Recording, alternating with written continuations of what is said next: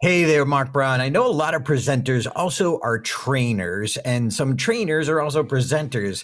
But what I thought would be really cool is if we sat down with the ultimate trainer, the trainer's trainer, Ed Master, Tate, master. and let's talk about 9 no-nos. Because the three of us, we run an event all day, 2 days, and to keep people engaged on a virtual stage is challenging. And we've made some mistakes. We've learned it the hard way. Mark, what do you think? I am eager to share these 9 no-nos with one of the best in the business, Ed Tate. Let's do this. Anyone can give a presentation. Few deliver unforgettable presentations. What's the difference? You're about to find out. Welcome to the Unforgettable Presentations Podcasts with your hosts, world champion speakers and coaches Mark Brown. Your life tells a story, and there's someone out there who needs to hear it. And Darren LaCroix. Stage time, stage time, stage time. Ready for some powerful presentation ahas? Let's dive right in. All right, welcome. Ed Tate is in the house, back again. Hey, back again before the year's out. All right. Cool.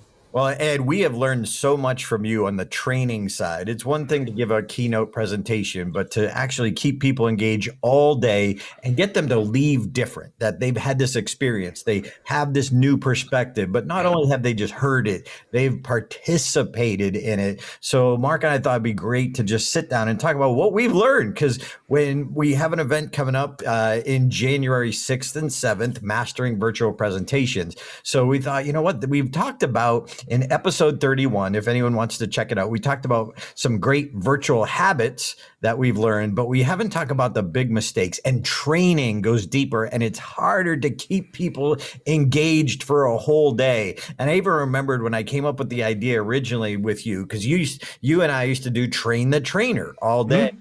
And I said, we got to bring it over to virtual and we got to have Ed involved. And I remember the first time we did it versus how we've done it now. We've done it like 7 times, 5 or 6 or 7 times. And it's different than it was because we learned a lot on the way. So Ed Tate, welcome. Hey, thanks you for having me back. I'm glad to be back in the saddle with the boys again. All right. So 9 no-nos. Mark, how are you today? Tell you what, man, I am doing well because I'm in the company of my brothers, and we have an opportunity today to really help our fellow speakers become not only good, not only great, but unforgettable. Let's do it, man. Yeah, we got 9 critical no-nos, and let's just dive right in. So number 1, right off the bat, being boring. Like, that's a no-brainer, but nobody thinks they're actually boring. Unfortunately, ego gets in the way. We think we're more engaging, we're more fascinating, we use our personality, but we know that it's dulled by virtual. Ed, what are your thoughts on being boring? Because I know people talk about Zoom fatigue and... Well, number 1, it is criminal to be boring. And it is criminal. I mean, it's just a crime, be it live or virtual. You know, and I think what's happening here is a lot of people who did things live and they were boring. What they're doing is they're just turning on their computer and it's magnified. Okay? Yes. You know, boredom is magnified, you know, when it's on the screen. And here's something else to keep in mind. People are used to seeing on a device, they're used to seeing entertainment. So we are competing with the entertainment industry. We're competing against video games when we show up on these screens. And we have to be at least engaging. You know, we have to be engaging. So the first mistake is being boring. It is absolutely criminal. Mark? I tell you, one thing you said, I began to write this down because it really is important to get this. When you said we compete against entertainment, you're right. The human brain, thanks to how we've been trained for the last so many years, we see a screen, we think video game, we think movie, we think sporting event, we think entertainment. And the other pieces to reinforce the point you made is we may not know how boring we are. And when we get in front of a screen, we just do the same thing we always did. We don't have a live audience in front of us. We can be more boring and less engaging unless we have someone honestly from the heart show us and tell us and remind us that we need to up our game.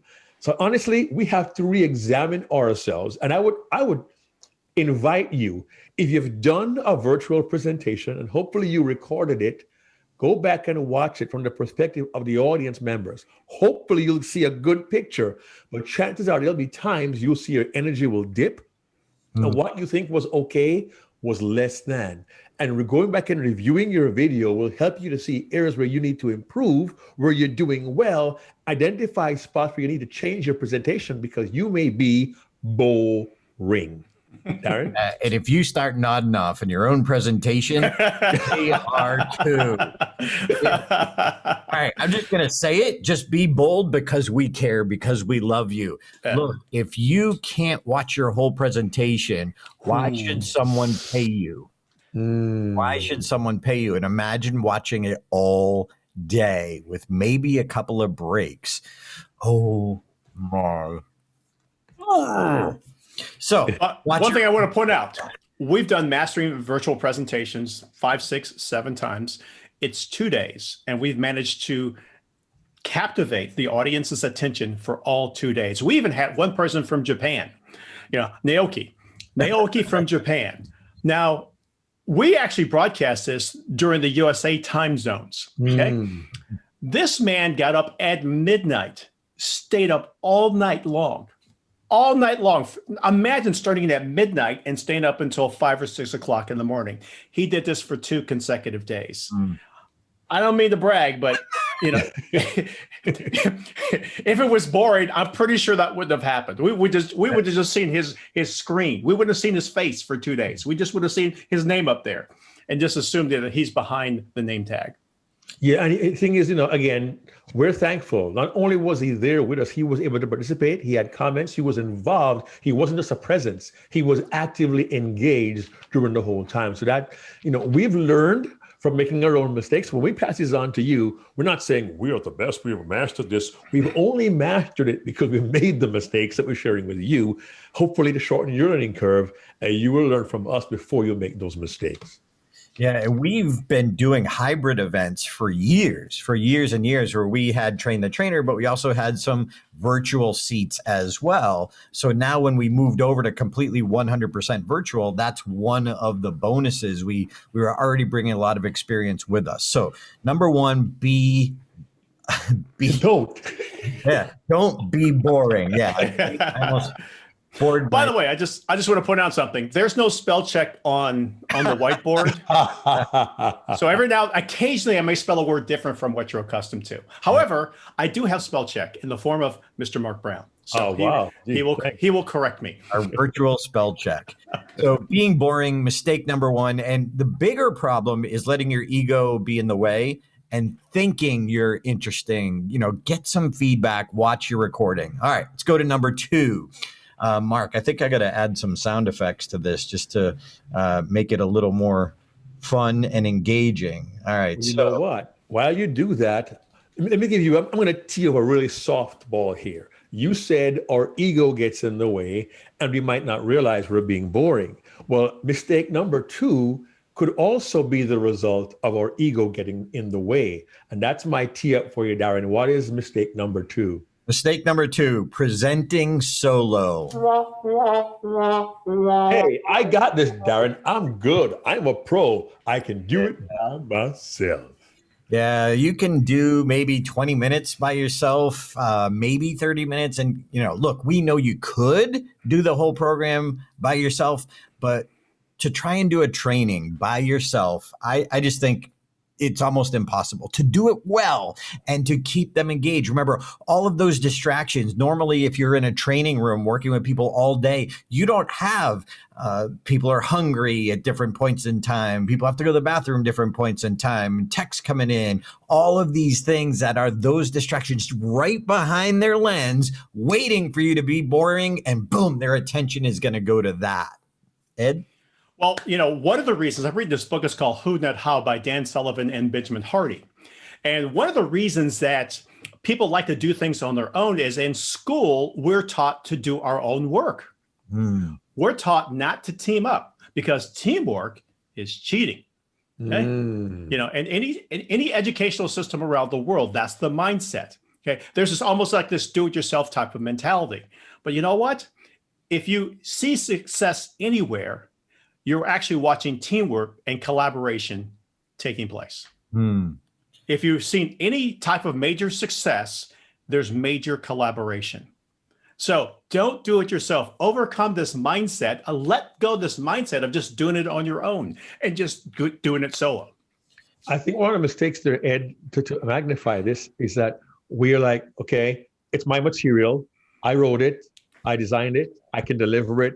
And nobody can do what I can do in the way that I can do it because it's mine, right? So I feel I have got to do this on my own. Darren, you look so thoughtful and pensive, Darren. Well, it takes us back to point number one.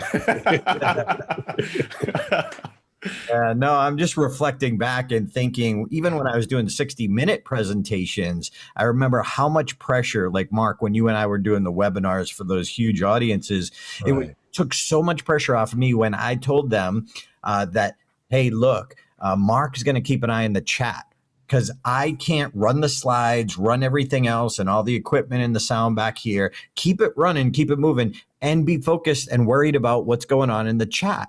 You can only look at one thing at a time, or you're moving from one to the other. So even if it's not a co-presenter, have a co-host, someone whose their whole specific job is to maybe keep an eye on the chat or something else. Why? Because it's about engagement, and you just can't do it alone.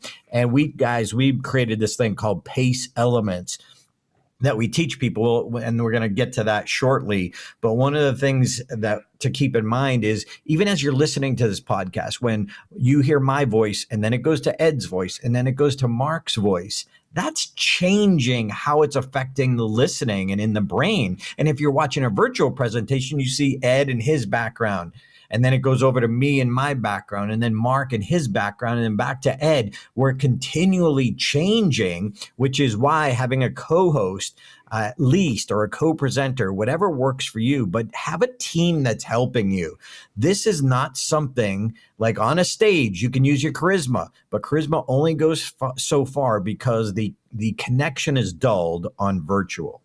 Help me here, Darren and Ed, real quickly, because I know we didn't plan to drill down deep on this, but you talked about different aspects of having a good training. And maybe, Ed, you can talk about this first. And Darren, you mentioned running slides and also looking at chat. Virtually, to keep the audience engaged, there are several aspects you got to keep your hands on, including interaction if they're going to turn their mics on. Could you give us a couple of three of the things that we need to look for as presenters in training that need to be monitored in a virtual environment? Just like you said, one is chat, the other is slides. Are there two or three more, Ed and Darren, we think we need to be aware of as trainers virtually? Well, in terms of, again, this is getting into PACE elements again, new equipment. So Darren's he's got this. Darren, you should do a video on your mission control setup. You know, I feel like I'm in NASA, man. It's just unbelievable. But you've got all these other things that you're coordinating and you have to keep track of in order to keep people engaged. So it's equipment is another thing that you need to keep track of. Darren? Mm-hmm.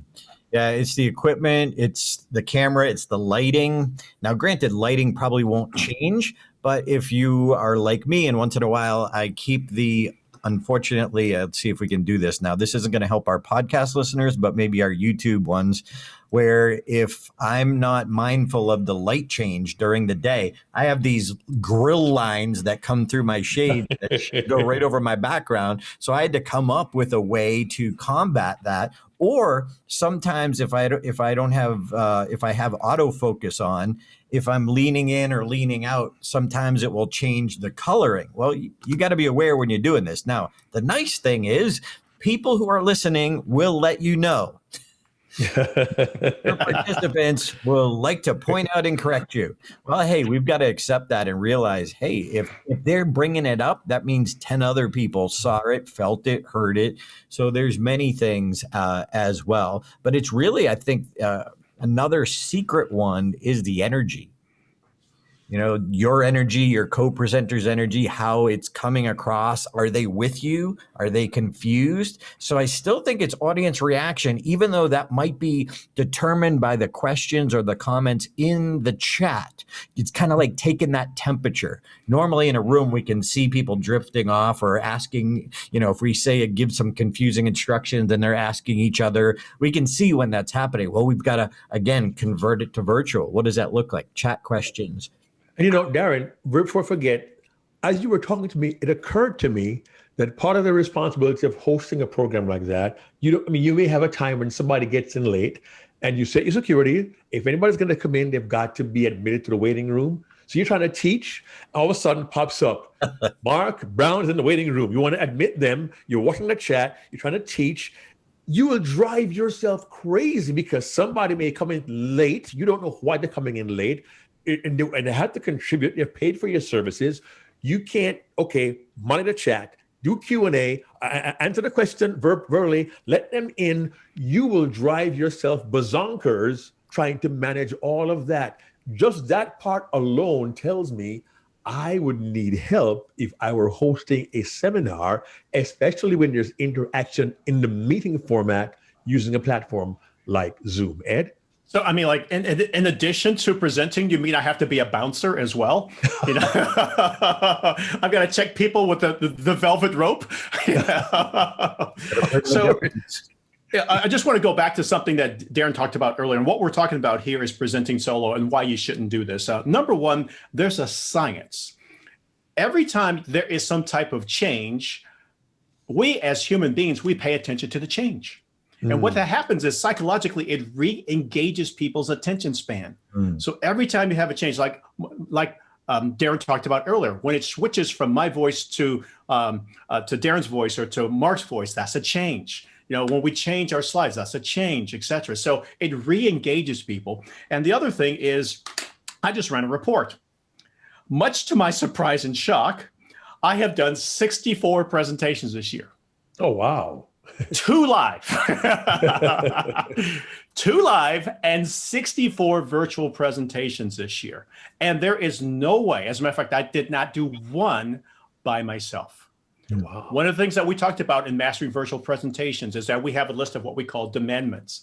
And one of the demandments is that you must have a host, a co-host, the people who manage all these other things so you can do that thing that you do well. And that is, present your content, train individuals, and focus on the audience. Guys? Yeah, and I think what Ed's saying about demandments, he actually has a form and an agreement that goes out to the event planner. So they've got a list to go by because all of us are world champion Toastmasters. So we're also doing some events for Toastmasters or meeting planners who may not have that experience. Right. Professionals do, but even professionals going online and doing it virtual, they may forget one thing that could be critical to us. And again, what we're talking about by going solo is by going solo, it's hard to manage the flow. So, man, I gotta write that one down. Going solo, it's hard to manage the flow. He doth wax poetic indeed. Hard to manage the flow. By the way, that's a keeper. So if you'll notice, and we all wrote that one down. And I felt it. I felt it coming on. It was divine inspiration. And I'm going to bring us right because we're touching on this, but let's give it a category. Number 3 no is pace, not using pace elements. Not using pace elements. And Darren, just to be ultra clear for those who are brand new to our podcast, please define pace elements. Yeah, remember there are no-nos, Ed, so you might put a no pace element or like. Well, oh, there you go. Yeah, we got the no-nos up here. All right, the no zone. So we're in the no zone. So pace elements was actually something introduced to me by my other coach, David McElhaney. And he said, Darren, you need to keep changing the pace elements in my competition speech. I'm like, what's a pace element? He says, well, when you ask a question that engages the audience's brain in one way, when you tell a story that engages the audience's brain another way, when you show a slide that engages the audience's brain yet another way, And the key is to continually keep switching the pace elements from one to another to another. When in our 2-day event, we go over 20 of them, but we want to at least bring up so you're aware of that. And we did talk about it in episode 31 as well. But one of the no-nos is not being aware of the importance of changing up the pace elements and being in control of that flow, which again is connected to number 2. Ed? Well, like I said before, any type of changes. So like, again, I got some new technology, got a new toy, boom, Okay. Boom. Oh yeah. Boom. So every time I make a change, you're thinking like, okay, what's he going to do next? What's he going to do next? It's a slight subtle change. Again, from me and Darren to Mark, etc. When we show you a PowerPoint slide, when we show you a video, these are different types of pace elements. And these are the keys to not being number one, to being boring. You're constantly keeping people, just like video games or entertainment. Mark? Yeah, I think what's emerging here is kind of scary, is everything we're talking about is pointing back to item number 1 about being boring. And just for a moment, imagine you sign up for a 2-day training program, and I get up online. I am the host, I am the trainer, and I'm going to share with you from this little screen in front of me for the next 2 days right here, everything you need to know about not being boring in a presentation for 2 days. Oh, we'll break for lunch, we'll break for a bio break, but you're going to see this, me on screen for 2 days, and that's it. Don't think you can make it work by, I've got good material, I got a good voice, I got a great smile. That will not be enough. The audience needs that variation. Their brains want to kick in and see different things. That's very, very important. Ed? One of the things that we do in Mastering Virtual Presentations is we make sure that doesn't happen. We're going to show you dozens of ways that you could keep things going on. So for example, we have a couple of activities and exercises. So that by the way, here's the deal. We're going to warn you ahead of time. You're not just going to sit on your ass, okay, and just passively sit back. You're going to be part of the show. So when you sign up for Mastering Virtual Presentations, you are a part of the show. You're part of the experience, if you will. It's not just us. We believe that the answers are in the room. And sometimes the answers, they don't necessarily come from the three of us. They come from you. Darren?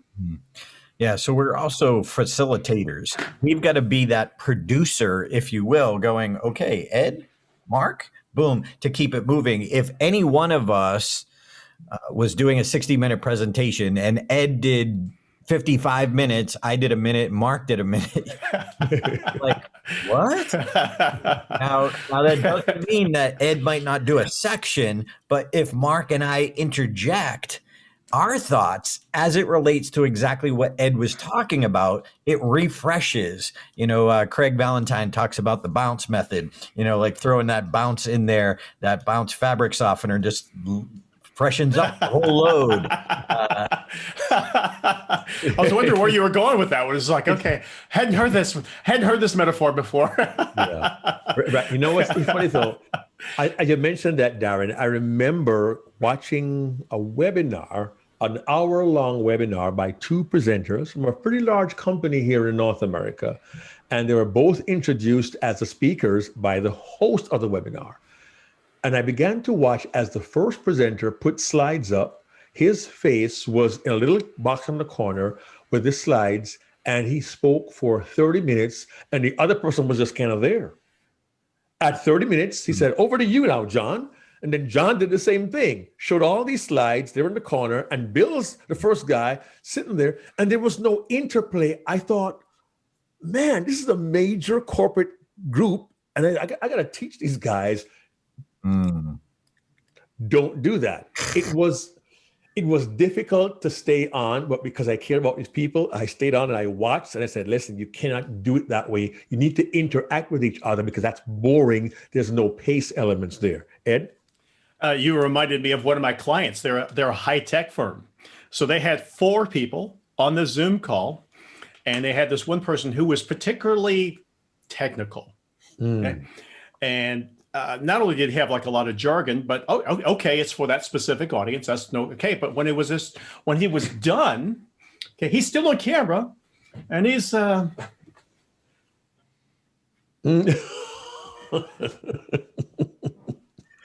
you're still on camera. Now, it was the pay salad, but that leads to like that was a distraction. We'll talk about distractions a little bit later on. But Mark, you just reminded me of that when I'm thinking so I called up my client as it's like, couple of suggestions. Yeah. All right, so let's move on to number 4. If you want to add it to the board there. Number 4 is poor instructions. Now, one of my favorite ideas that I picked up from Ed, and then I turned it into something even better. I learned it from Ed. I give him credit. But when you're doing a keynote presentation or a short, let's say 60-minute presentation, stories, especially live, stories are the heartbeat of that. You have great stories, they'll stay with you. It'll be a good presentation. But if you don't have great stories, even if you got good content with fresh perspective, it's harder for us as the audience. Now, moving over to training. For training, the key is instructions. And I honestly did not get that until I learned it from Ed. I got to give credit where credit is due. But instructions are to training as stories are to keynotes. Instructions are to training as stories are to keynotes. Ed? And I've got to give Darren credit, because there's a difference between doing something live and doing it virtually. And there's one exercise, one activity I do that is super popular, is super creative, and you'll experience that when you attend virtual presentations, but I couldn't figure out how to do it virtually.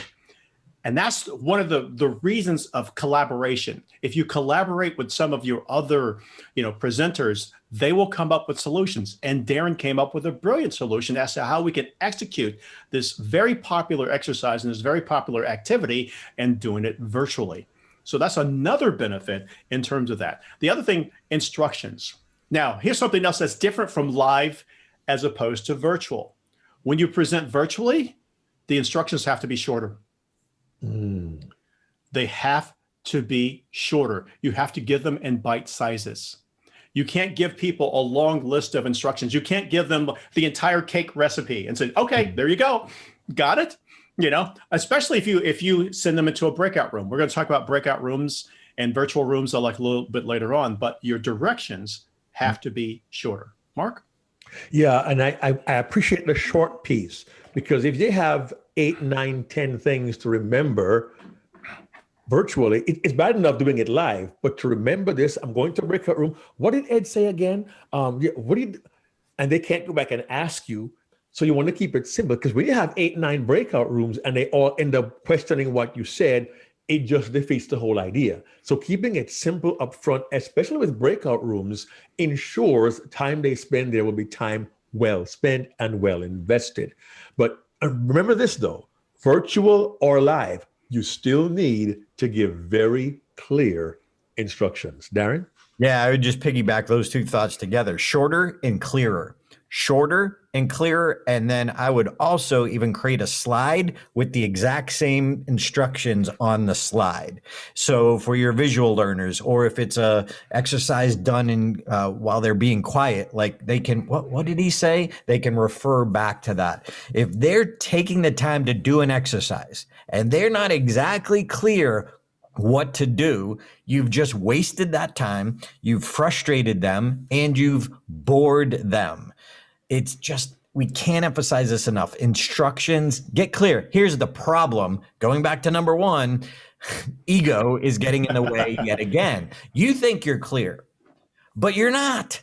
It's got to be crystal clear. And if you're not sure, try the exercise on some of your friends and see if they get it. See if they know exactly what to do. Ed, more? I think we've covered that one. One last thought. I've told you before, my wife and kids often look at me and roll their eyes when I say, talk to me like I'm 5 years old. Make sure I fully understand. You won't be insulting your audience or your attendees with clarity. Darren has been preaching this for the longest while. One word 3 times: clarity, clarity, clarity. It gives them a much better experience. Oh, I did think of one other thing. when you send participants to a breakout room, sometimes this will be their first time. So like now they're getting used to, they're first of all, you're presenting virtually. And then now we're going to put them into another environment within the virtual. So that's a new environment.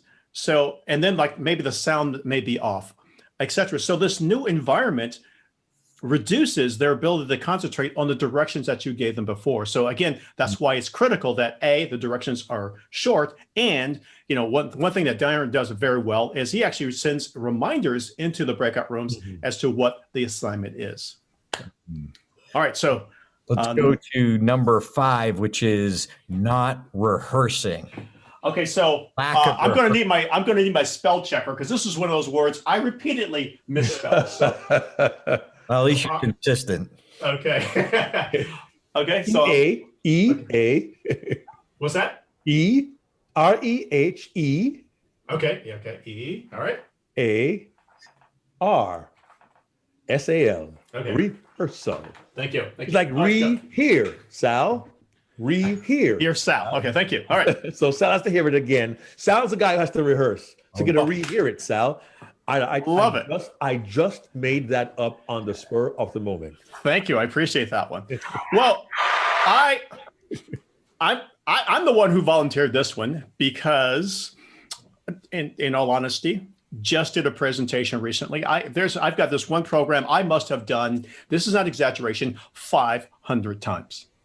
I've done this presentation 500 times, and there's certain parts of it that I need to rehearse. Like sometimes what you should do in any type of program, rehearse your directions, make sure that your directions are clear.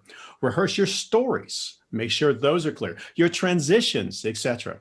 So in this particular case, I practiced my stories, I practiced my directions, not so much my transitions. So it was choppy, it was awkward, etc. And frankly, I was embarrassed. So one of the reasons I brought up number 5 is because I've got a fresh experience. Okay.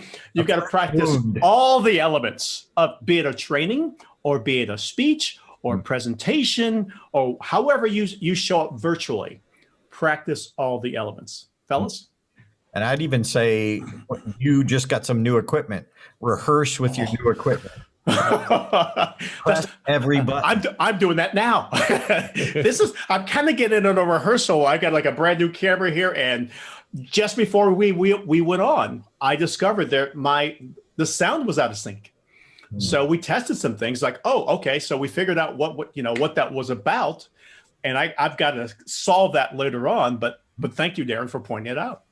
Yeah, rehearsal. You also, Ed, I know when you send out your demandments, one of them is to sometimes you're going to be invited to do your presentation on a brand new platform that you've never used before. Oh, yes. All of us have been invited to be on StreamYard. What's StreamYard?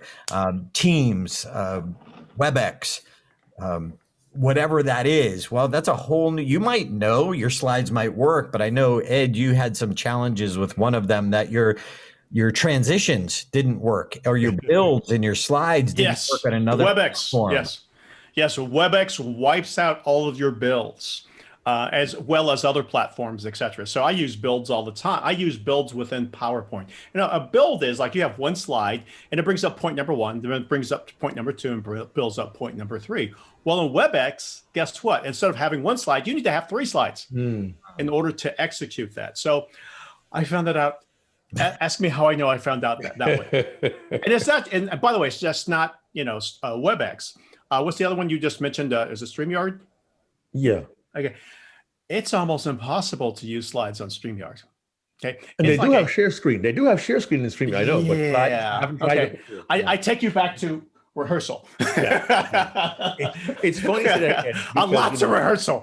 I did a live stream as a guest on a program on StreamYard today. And I realized I could change my virtual background as long as I want, but I happened to use a link with a Firefox browser. It was 5 minutes to showtime.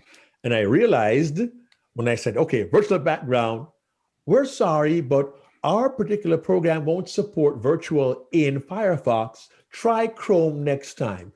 It's now 2 minutes to showtime. Oh, Guess my. virtual background. Right? I should have tested that earlier. It happened to me this morning. But you live. You learn. You live and you learn. So it's important to rehearse and make sure it's going to work. I did a program called the Hop-In Experiment with several NSA members earlier this year. They found a new platform called Hop-In, Hopin. Supposedly good to have as many as 100,000 people on it at any given time. We had a green room and a main room and different breakout for our sessions. And I found out it was extremely difficult to get PowerPoint to work in the Hop-In platform. And I was testing and trying and rehearsing several times before I went live that day, because I didn't want to find myself in a place where, I forgot to change my PowerPoint settings to do it this way so it could work. That can really kill you. And one more thing I did, thanks to Ed Tate, is doing a presentation. I say, let's have a rehearsal with your host, with your Zoom master. And I say, let's have it at the same time as the actual live event. So when I presented in Abu Dhabi at 5 a.m. last week, I had to do a rehearsal at 5 a.m. I wanted to replicate the lighting in my workspace, the time of the day. I want to replicate all of that. Because Darren, you said earlier, there are times the light comes through your window at a certain time, you get a blind thing on your face. You want to rehearse at that particular time so you can see what are the possible distractions or challenges that I will face, and also how well will our host, our Zoom master, our producer execute on the day. Even for a Toastmasters program, I do that. Darren? Yeah, we got a reminder today too, and talking to Ed when we were prepping for this. It's not only the new equipment, but anytime you add a new piece of equipment, it affects the other pieces of equipment. You're not in a vacuum, even though it's just one more thing plugged in. Well, it might affect Zoom in a certain way. It might affect your settings in another way. So number one, it's rehearsal with the new piece of equipment and how it interacts with the old pieces of equipment that you're comfortable with, because it might have changed. I had mine where whenever I went into a breakout room, I came out and it popped me over to a different audio setting. And it's like, what? So you're always going to have something new, which is why rehearsal. So equipment with new equipment, with old equipment, rehearsal with the people who are going to be running that event. If you've never spoken with them or never worked with them before. And even if you have, it's probably a good idea to have that rehearsal as well with your slides on that platform. There's so many. We learned, guys, that you can't play audio in Asia, or video clips weren't working in Asia for me. That was a challenge. Well, look, you're a professional. If you want to be unforgettable, you've got to be able to adapt and overcome with these changes. But at least if you have a rehearsal ahead of time, you'll have a heads up of what might not work. Now, in the moment, it's still going to be something else. There's always going to be something. So you've got to take an improv class. Now, Ed, you mentioned a challenge today with a new camera, and many of these new cameras have their own audio settings. Tell us about that with your camera and the audio. Well, on my end, everything sounded great. And then what I did not realize is that when I have something called a huddle cam, and the huddle cam, in this case, it has its own audio. So for whatever reason, Zoom said, hey, it assumed that I wanted to use that audio as opposed to my regular microphone right here. And so Mark looked at me, so it's like, hey, you're crackling. I'm thinking, what? What are you talking about? It sounds perfect here. It sounds great. But you're the second person to mention to me that when I use the sound from my huddle cam, it crackles. So the lesson for me is I'm not going to use the sound from this ever. I'm going to use this microphone right here. And again, subtle thing, didn't know. Again, new equipment. And Darren has this aphorism, and it is so true. Push every button and test every circumstance if you can. Yeah, and the last rehearsal to be aware of is Anytime after there's a platform update. Oh, Yes. Because throw everything out the window and try again, because you just don't know. They wanted the advanced settings in Zoom that affected my soundboard, and I was unaware. I had to go in and change it, even though I brought in Rob, our friend Rob, who's the audio specialist. I brought him in, he sat down, we got it working in the advanced setting the way it needed to be. And when Zoom did an update, it changed that. So there was a new setting that I had to click on versus one versus the other. So rehearsal. We know this. The biggest thing that we need to remember is there's someone in your training who needs you and needs what you have to say every time. Don't take it for granted that they're going to get it unless you're energetic, intention for them and their outcome. We just got to remember it's cool what we do as a speaker, as a trainer, but also there's a reason they're there and they need us. Ed? okay. All right. So let's go with number 6. Drum roll, please. Distractions.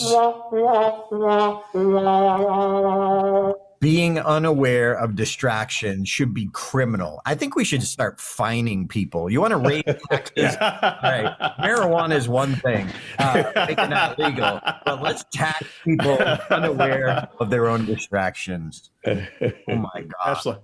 So you've got to fight for focus. You have got to fight for focus. Sorry, what was that, Ed? You got to fight for focus. Because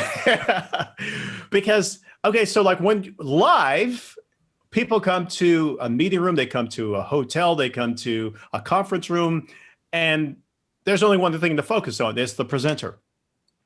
But planet Earth is at home, and I've got a 1-year-old. I've got a little one. Every now and then, sometimes my wife comes in and, oh, here's dinner.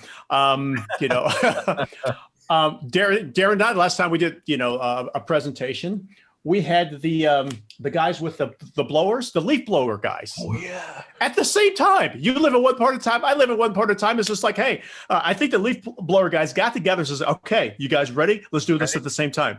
We had the leaf blower guys, and you got garbage trucks outside, and you have to fight for focus. Mark? Ed, real quickly, as you mentioned that, I got to give Darren credit because he's been upgrading his workspace for a long time. And I know, you and I both know physically what he's dealing with, being in a loft where his workspace is. And he's got the padding like Oralex around, because invariably we were doing a program and there is some guy they're digging up the road outside, the garbage truck goes by, and Darren says, I can't help when this happens. The good news is, Darren, with your changes, I haven't heard it. I haven't heard the garbage truck or the guys doing the jackhammers outside. I haven't heard those. You hear them, but we don't, because you made adjustments to eliminate that particular distraction. And if you find where you are, you can have distractions. You have to find ways to eliminate those distractions, not only the audible ones. You've seen those videos where the guy's doing an interview with the BBC about something very important, and his baby walks in their walker, the little girl walks in, and the mom runs in, grabs them both, and he is live on the BBC discussing an important topic, and he was so embarrassed by that. But had he simply locked the door, it would have made it a lot easier for him. Mm-hmm. So do what you have to do to eliminate those distractions. So Darren, kudos to you for doing that with your Oralex, man. Well, here's one thing. Here's something else I admire about Darren. I can't believe I'm actually saying this out loud. I always say invest for your interest. And you can't cheap your way to the top. Mm-hmm. Darren, what he does, he invests in the very best equipment. And so one of the reasons we can't hear the garbage truck is because he's invested in this microphone, and this microphone is directional. And the microphone's directional. So again, the sound is crisp and it's clear and it comes through, and you don't hear the other distractions. So that's just one area in which Darren invests for his interest, and he doesn't cheap his way to the top, but he does that consistently throughout Stage Time University. Darren? Yeah, there's so many distractions around us.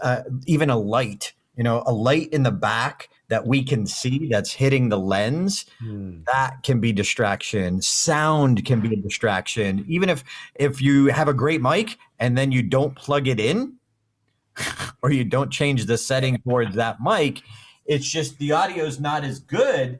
And then eventually you're going to turn people off because it's harder to hear you.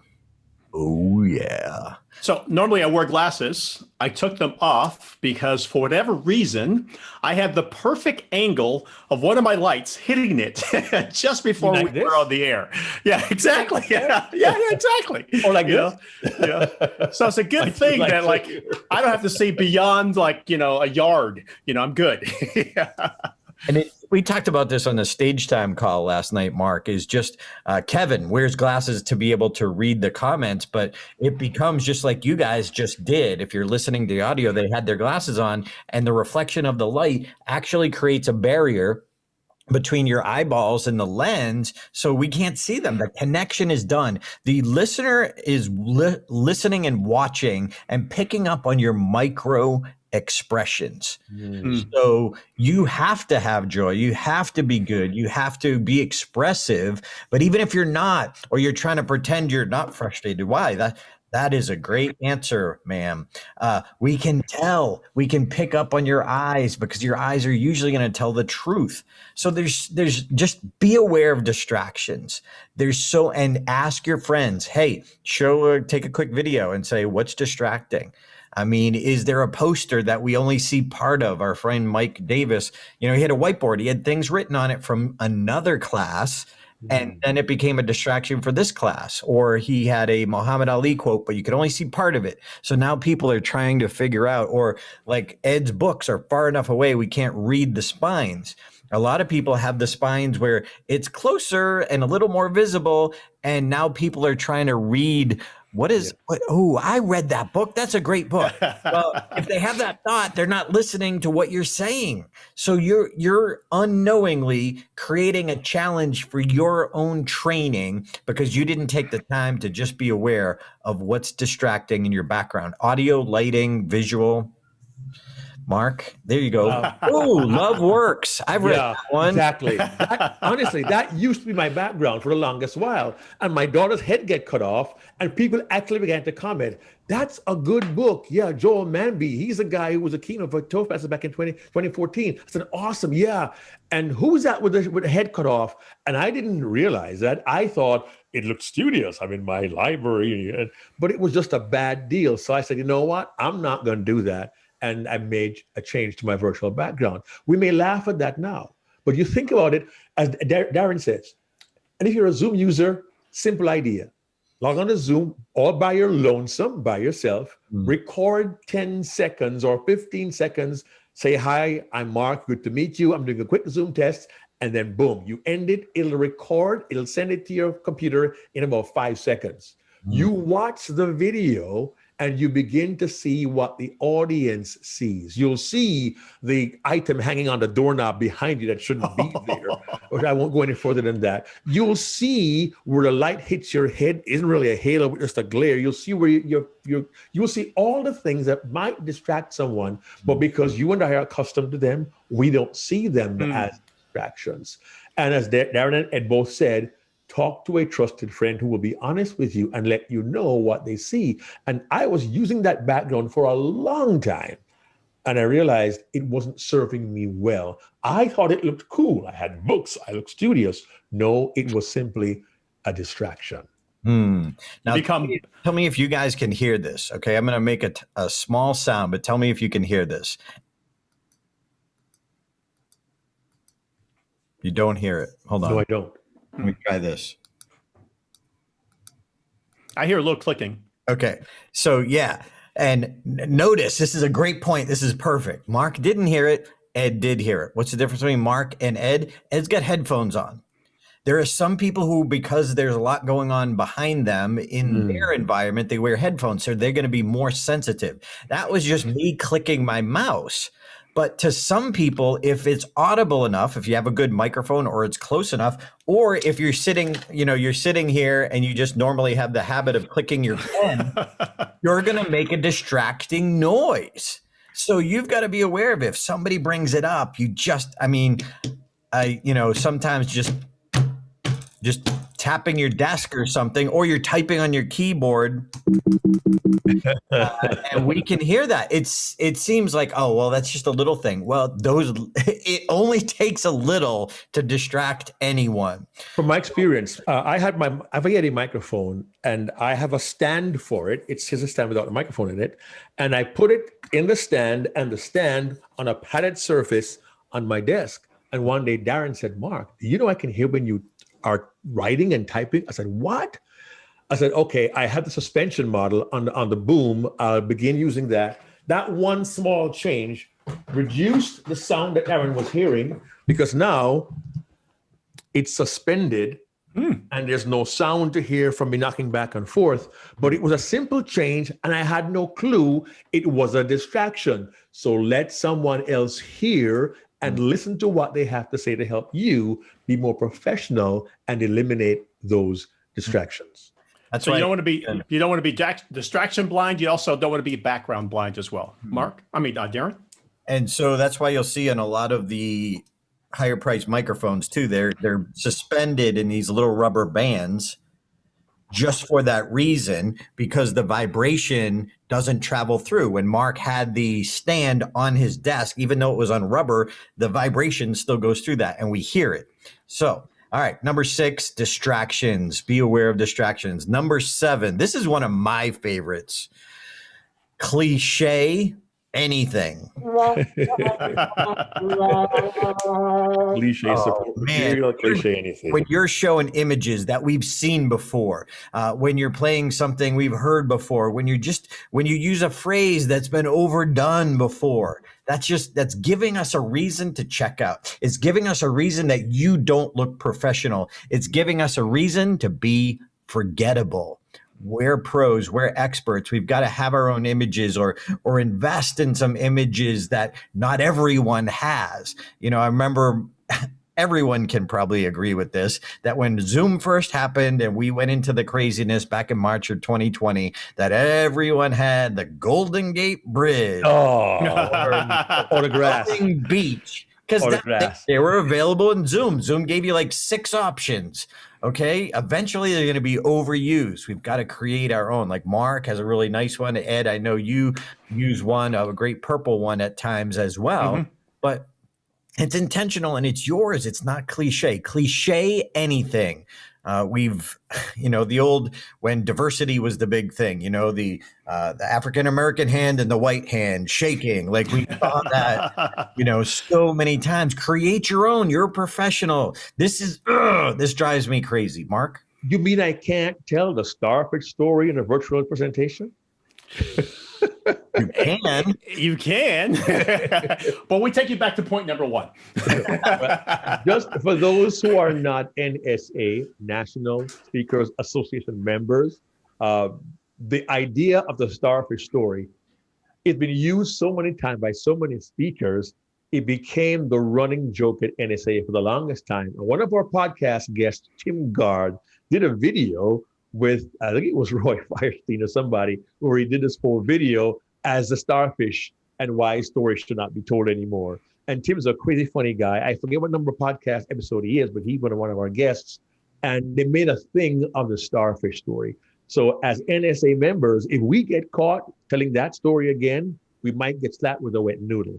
It's been used so many times. Stop being cliche, stop being boring. And I love that Darren and Ed both promote the idea of having custom visuals. Use your own photographs. Use your own, have your own quotations. Use your own. It makes you stand out.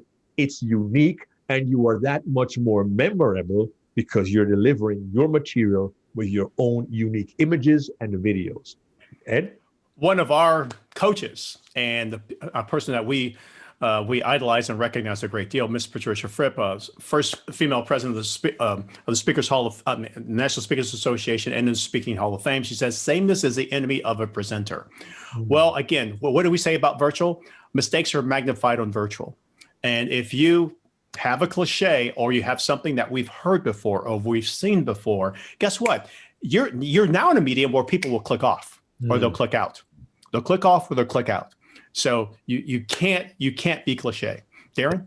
Everything's magnified. And so, for example, even just using an example about mistakes. So, Ed, you need to take photos of every time your baby spills something, take a picture, and then use that as a mistake. Dude, I was run out of storage. That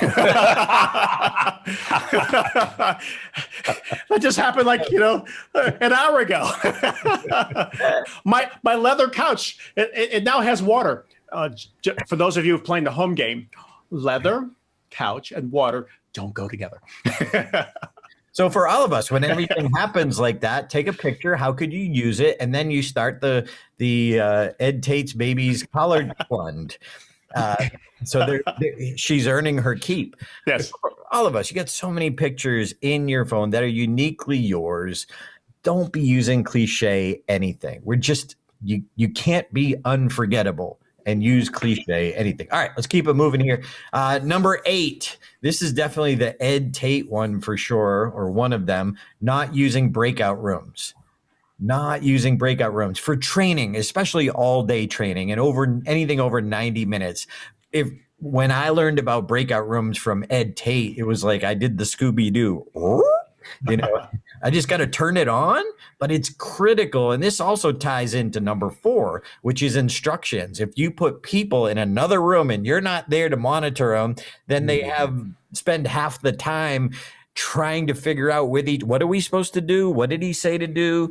And that's why instructions are so important. Ed? It's also tied to pace elements, and also this concept of including the audience into the show, or including the audience into the experience.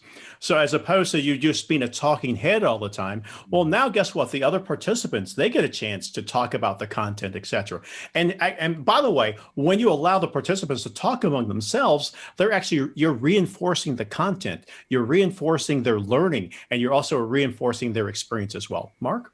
What's cool is, and I know Darren didn't want to even talk about this, wasn't on his radar, but we've had the hybrid events where we had some live and some virtual.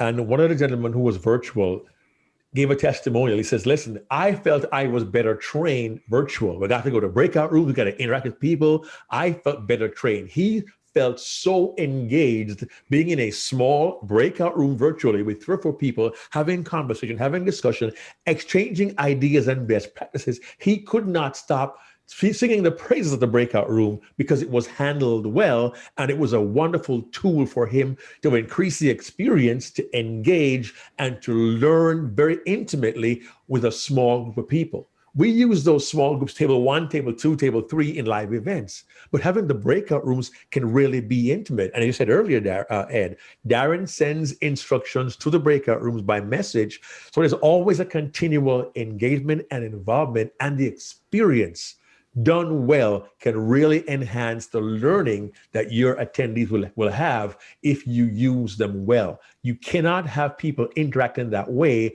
in one room for the whole time for 2.5 days. It just does not work. Darren? You really got to tap into your own experience with this. If you run an exercise and you put 6 people in a breakout room and it just doesn't work, well, maybe it was just the number of people. So you've got to get feedback every time. Virtual, if you can adapt and make it work, you can, but you need that experience and that feedback. That's why we teach crave feedback. What's working? What isn't? Okay, don't beat yourself up. Just adjust it and make it better. Because some exercises we put 2 people together. Sometimes we put 3, sometimes 10 people.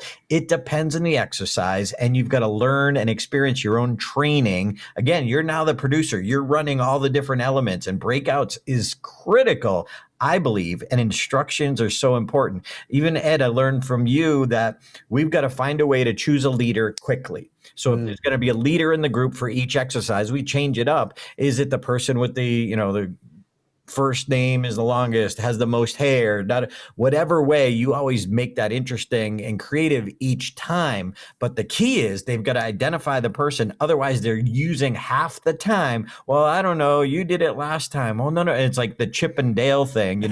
People like, no, you. They're nice to each other into who should be doing it. And anyway, we've got to figure that out quickly. So when we do ours, we know people who've been through our other events. So the first first time when we do a breakout, I'll deputize somebody that I know who knows what they're doing in the breakout room, and they're confident enough to be that first time leader. Ed? I think you guys have covered this point pretty well. Mark, anything else? Well, I think this is a great segue again to our ninth no-no. Darren, our ninth no-no is not controlling the entire experience. Not controlling the entire experience. And as a presenter, as a workshop facilitator, as a trainer, you have to make sure the entire experience is in control.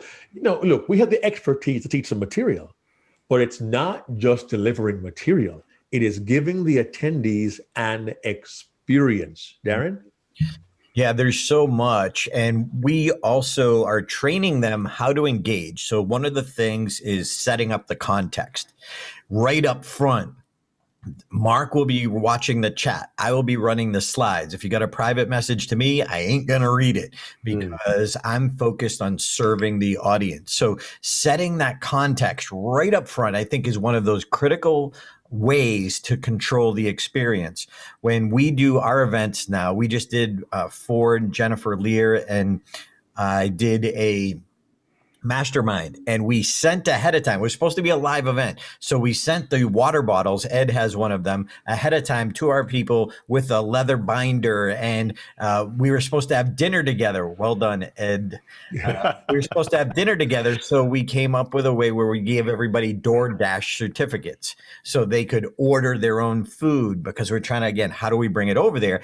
And I tell you, it seems like a silly little thing, but 2 or 3 of the people, and there's only 7 in this because it's a really focused mastermind, 2 or 3 of them said, wow, I got more excited about the event because they physically got something in the mail. So make no mistake that even the experience happens beforehand. Do you give them homework to prepare for that? Alone, that ups the value, that ups the experience, and it ups the excitement. So up yours. In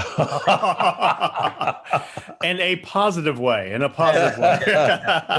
Don't be no-nos allowed. But Darren, as you mentioned that, and the entire experience, in all our programs, we did a Get Coach program. We tell the VIPs to prepare ahead of time. They submit documents so we can see them ahead of time. So the experience is not just on the day. They are excited. They're keyed up. They're prepared to meet that. And on the day we have our programs, it's not always about, here we go, we're going to teach you A, B, C, D, X, Y, Z, if you're English or from out in Canada. What happens is it's an experience. And we are so thankful when we do our virtual program, we have the master trainer, Ed Tate. I won't reveal his secrets, but I'll tell you what. He truly makes it an experience. When he said we have fun, we truly do have fun. It isn't all academic. It truly is an experience. It isn't by chance. We as trainers, we control that. We plan that and we execute it to give the attendees not just the material, but the experience. Do you want to add to that, Ed? Well, I'm going to talk about it from a technical standpoint. So there's some certain things behind the scenes that enhance the experience. So for example, if you're going to have a large group, well, one of the things I will do is there's an option where you can, they don't have the ability to unmute themselves. I won't list this country, but it has one of the largest populations in the entire world. Okay. And I spoke 3 times to this country, and I don't know what it was about the participants there. They really, really like being engaged, but they love to unmute themselves. So one of the features from this point in time on, as one of my demandments is, participants don't have the ability to unmute themselves. The other thing is, how many meeting rooms can you have? So this is something that you need to set up ahead of time. There's something called annotation. So I grew up in the well, if you watch SportsCenter or ESPN, et cetera, you have all these industry insiders, and they have these pins where they can actually draw on the screen. Well, annotation is the ability. It's meant for the host to draw on the screen, but if you don't turn that sucker off for the participants, guess what'll happen? They will draw on the screen. Ask me how I know. Darren. Yeah, one of the things we also do is we wanted to find a way to keep it engaging along the way, but also have interaction without disrupting the flow. So Zoom has those little icons or emojis with the thumbs up and the things. Reaction Oh, the button. reaction button. Reaction button. Reaction buttons, yeah. So what we did is we created our own, and then we had, hey, that's a good idea. So for those of you listening to the podcast, I'm holding up a little light bulb guy on a stick that they cut out, and then a thumbs up, which is a big blue thumbs up with a happy face on it on a stick. And then the favorite, the classic, unmute please. And that's a green balloon. So I had these designed by a designer with our brand colors, and we sent it out as a cutout. And people like it. It's engaging. But what we also have to do is we have to train them to use them right up front. So if we send it out ahead of time and then we don't even mention them or use them, then we just wasted our time. We actually took away from our own credibility. But Mark has his handy as well. Yeah, I do right here. And whenever you need it, I got it right here. So what's cool is when you use it effectively and you train people how you're going to accept and get engagement right away, they're participating and everyone can see. So there's meetings and then there's webinars. Meetings, we see people. Webinars, you only see the panelists. So we can see people, yeah, is that a good idea? Is that a new idea? Is that a light bulb? So we get the reaction that we as the presenter need. At the same time, they're engaging us. At the same time, we haven't stopped the flow. We've continued the flow, which is one of our other no-nos. Okay. So the one thing that we talked about here is this is a different platform, and you can't just take what you used to do live and just replicate that with no forethought, whatever. Because if you do, you will commit one of these 9 no-nos, and people they'll say no to you. The event planner will say no. Next time, no. We'll find somebody else. It's a different world. The rules have changed. But if you know the new rules, you actually have a chance to upgrade. Ed, you remember we talked to Jennifer Joseph Lear and Mark. Mm-hmm. We interviewed her on the podcast that she said the playing field in the professional speaking world just got leveled. And if you do learn the new rules, you actually have that opportunity to leapfrog, my words, not hers, but jump ahead where you might not have been able to compete with a $20,000 keynote speaker before. Well, now the playing field is leveled. Can you serve them? Do you keep them engaged? And we heard in the mastermind, and I won't mention who, but a really well-known keynote speaker who kills it on stage, just gave a presentation and basically was dissed. And the event planners didn't like, and this is somebody who's getting way over $20,000 a keynote, but didn't change the presentation, didn't adapt it for this new world with the new rules. So Rockstar elsewhere on virtual, some changes got to happen or their career is going to be in trouble. But I see this because it's our opportunity. And if we care about our audience and truly have that intention, get rid of the no-nos. And if you make a no-no once in a while, that's okay. Fix it, learn, move on. Mark, do we get any keepers? Wow, keepers. Yes. Number one, it's a big one. We are competing virtually against all kinds of media, TV, movies, and video games. So we have to adapt very quickly. If you can't watch yourself, why should anyone pay you? Do not be boring. A Darrenism, going so low, it's hard to manage the flow. Love that.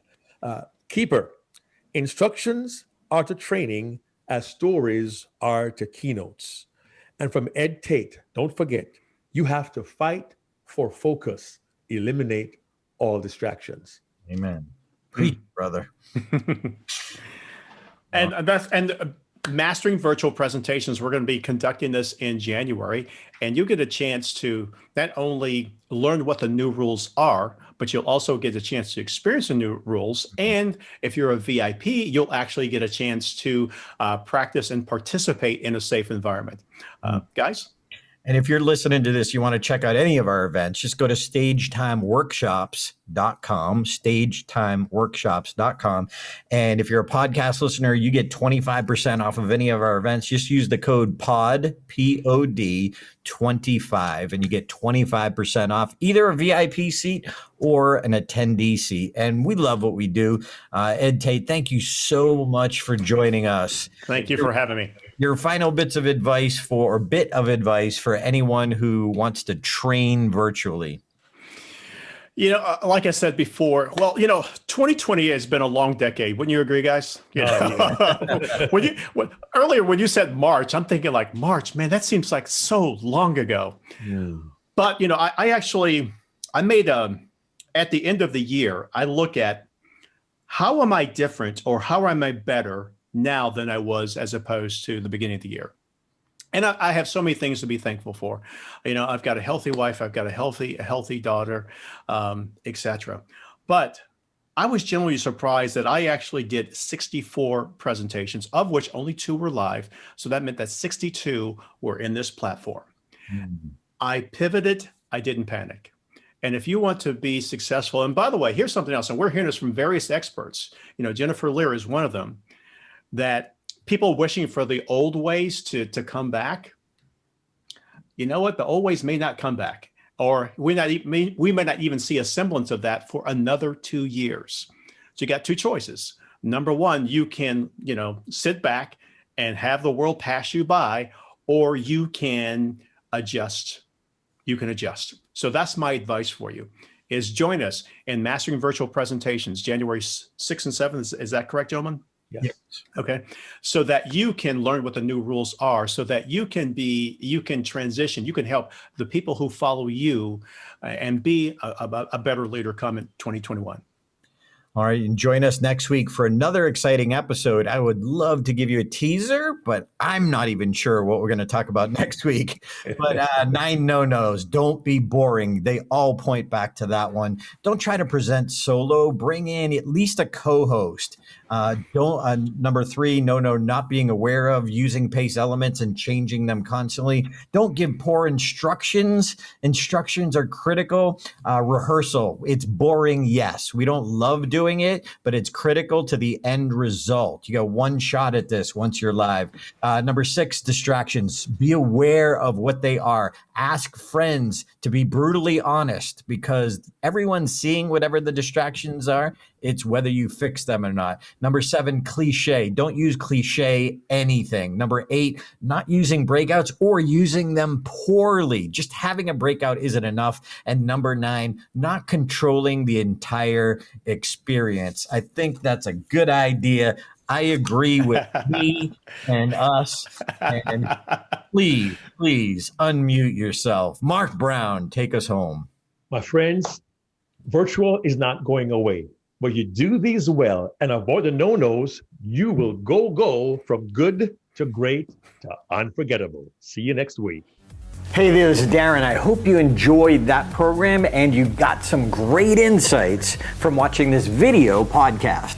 Now, we don't put all of them on YouTube like you're watching now. We just put a select few. So if you want to get all the episodes, you can go right now to Apple Podcast. You can go to Google Play, Stitcher, or Spotify, or check it out on your favorite platform. See if it's there for you.